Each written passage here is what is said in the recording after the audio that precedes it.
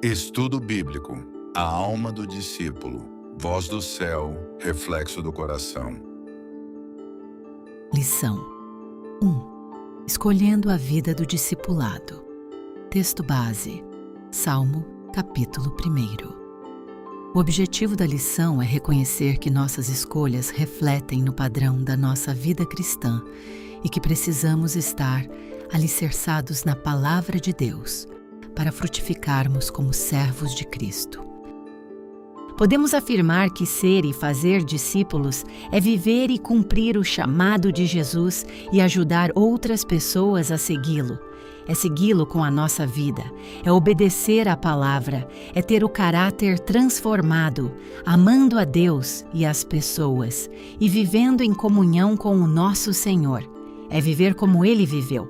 O salmista declara no Salmo 1: Feliz é aquele que não segue o conselho dos perversos. Nesse texto, aprendemos que ser discípulo é uma escolha ativa. Primeira reflexão: ser discípulo requer escolher os conselhos do Senhor. O início do Salmo 1 caracteriza-se pela presença de pessoas más. O texto menciona perversos, pecadores e zombadores. Matthias Grenzer, no artigo Caminhos de Justos e Perversos, exegese do Salmo 1, afirma que o perverso, no contexto bíblico, é quem mostra um comportamento negativo, no sentido de desfavorecer a comunidade. É aquele que, por meio de suas palavras e ou seus atos, se torna culpado, ameaçando a vida de inocentes. O salmista também destaca os pecadores, que nas tradições do Antigo Testamento qualificam a falta de solidariedade com os mais necessitados como pecado, avaliando essa postura como não correspondente à vontade do Senhor Deus. Por último, o salmista fala dos zombadores. São aqueles que aparecem como pessoas arrogantes, que agem no ardor de sua insolência. O autor, além de caracterizar os malvados como perversos, pecadores e zombadores, também deixa claro que agem de forma planejada. A palavra hebraica usada para conselho é traduzida também por estratégia, desígnio, projeto ou ideia. Isso sugere que os maldosos atuam de forma consciente.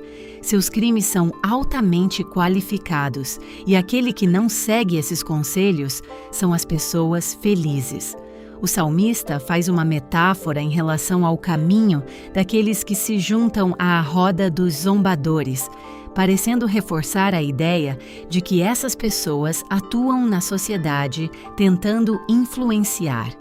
Ele torna perceptível que muitas pessoas más, perversos, pecadores e zombadores, chegam a dominar a vida da sociedade. Mas na contramão dos perversos, pecadores e zombadores, encontramos um homem feliz, uma pessoa que escolheu seguir o caminho correto, da integridade, da bondade, da justiça, que não se guia pelos conselhos errados, não anda por caminhos tortos e não se assenta para fazer acordos que não agradam a Deus. Para sermos discípulos do Senhor, precisamos escolher colocar a vontade de Deus acima das nossas próprias vontades. Escolher caminhar, confiando que o Senhor nos guia em cada decisão. Escolher servir e ser direcionado pela voz do Espírito Santo. Ser guiado por Ele, mesmo quando o mundo diz que não vale a pena. Assim, nós frutificaremos. Seremos como árvores plantadas junto a ribeiros, firmes e com a vida abençoada. Segunda reflexão: ser discípulo requer meditar nos conselhos do Senhor. O verso 2 nos mostra que o caminho da felicidade, da bem-aventurança, está na meditação constante na palavra de Deus. O discípulo não se deixa levar pelos conselhos vazios do mundo, mas busca a direção divina a cada passo. Richard Foster, no livro Celebração da Disciplina, afirma que a disciplina da meditação certamente era familiar aos escritores sagrados. A Bíblia emprega duas palavras hebraicas, Hagá e Sirá, para transmitir a ideia de meditação, que juntas são usadas 58 vezes. Ambas as palavras possuem diversos significados: ouvir a palavra de Deus, refletir nos feitos de Deus, relembrar os atos divinos, ponderar sobre a lei de Deus, entre outros. Meditar na palavra faz com que haja mudança de comportamento em nossas vidas a partir da vontade de Deus. Nos conduz a uma vida de arrependimento e obediência.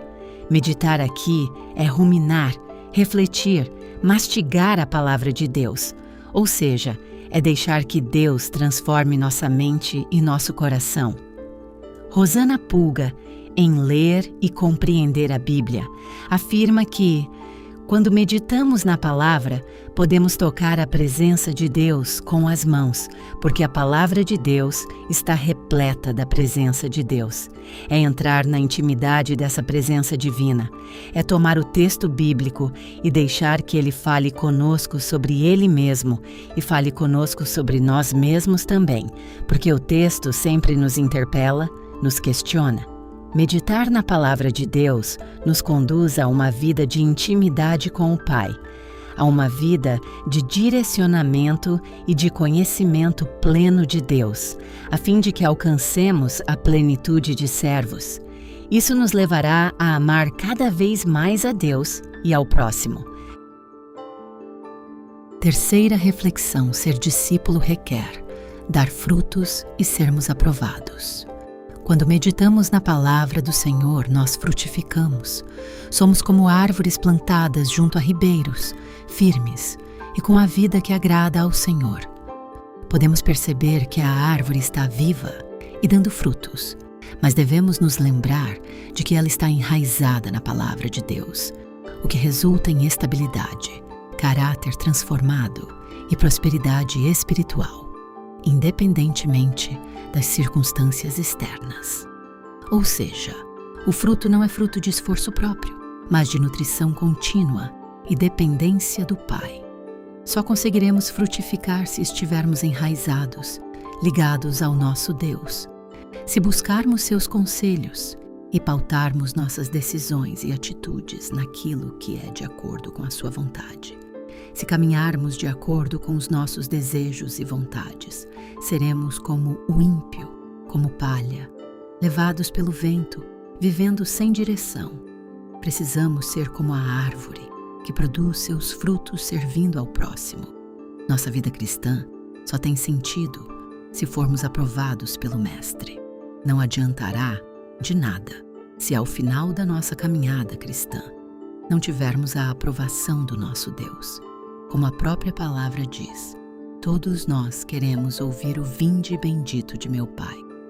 Está em nossas mãos a decisão de nos afastarmos das pressões do mundo pecaminoso e escolhermos caminhar na presença de Deus, de nos fortalecermos na Sua palavra, de meditarmos e frutificarmos conforme o Senhor deseja.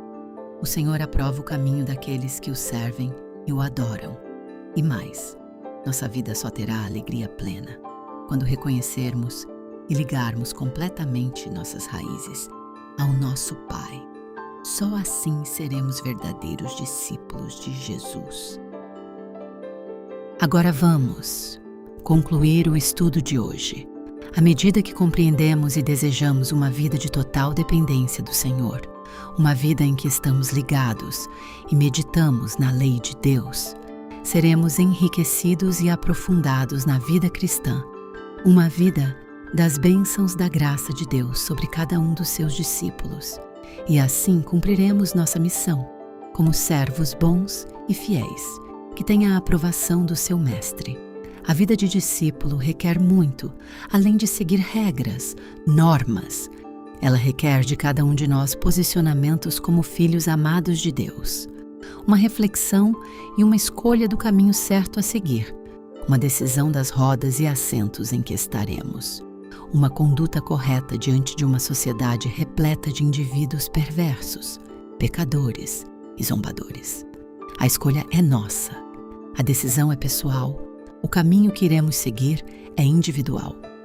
Que como servos do Deus Altíssimo, nossas escolhas sejam de ter uma vida plantada junto às correntes de água, com raízes profundas no Pai, e que no tempo certo darão seus frutos. Para pensar e agir. Primeiro, minha vida tem produzido frutos que abençoam outras pessoas? Segundo, se hoje eu encontrasse o Senhor, ouviria sua aprovação sobre meu caminho? Terceiro, o que preciso ajustar agora para viver como uma árvore plantada junto às águas? Esperamos que este estudo lhe ajude na compreensão da Bíblia Sagrada. Obrigada por permanecer até o final em nosso refúgio. Aqui você encontrará outros textos e estudos bíblicos. Compartilhe você também esta mensagem. Através dos links na descrição deste vídeo, você terá acesso à nossa estante virtual com diversos livros. Até o próximo encontro!